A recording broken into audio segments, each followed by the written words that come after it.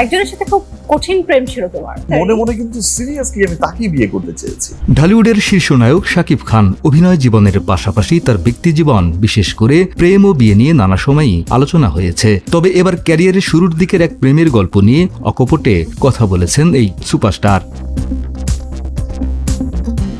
শাকিব জানান, অভিনয় জীবনের শুরুর দিকে গুলশানের এক তরুণীর প্রেমে পড়েছিলেন তিনি। তার বাসার কাছাকাছি ছিল ওই তরুণীর বাড়ি। বহুদিনের গুঞ্জনের পর এবার প্রথমবারের মতো সেই সম্পর্কের বিষয়টি স্বীকার করলেন তিনি।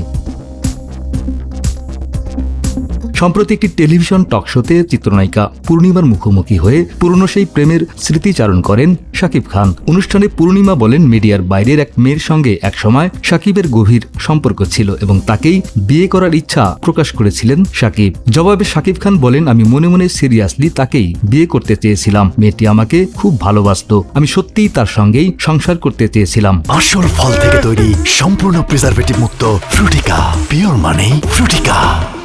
মাঝে মাঝে একা বসে ভাবি, আমি চাইলাম কাকে, ভালোবাসলাম কাকে, আর কোথায় গেলাম। সে অনেক ভালো কিছু ডিজার্ভ করে। আমি চাই সে অনেক ভালো থাকুক। অনেক ভালো কিছু ডিজার্ভ করে সে। যদিও ওই তরুণীর পরিচয় প্রকাশ করেননি শাকিব খান, তবে তার কথায় স্পষ্ট সম্পর্কটি জীবনের গুরুত্বপূর্ণ এক অধ্যায় ছিল। শাকিবের এই স্বীকারোক্তি ও আবেগঘন মন্তব্য সামাজিক যোগাযোগ মাধ্যমে ইতোমধ্যে আলোচনার জন্ম দিয়েছে। দীর্ঘদিন পর ব্যক্তিগত জীবনের এমন একটি অধ্যায় প্রকাশ্যে আনায় ভক্তদের মধ্যেও বিষয়টি নিয়ে কৌতূহল তৈরি হয়েছে।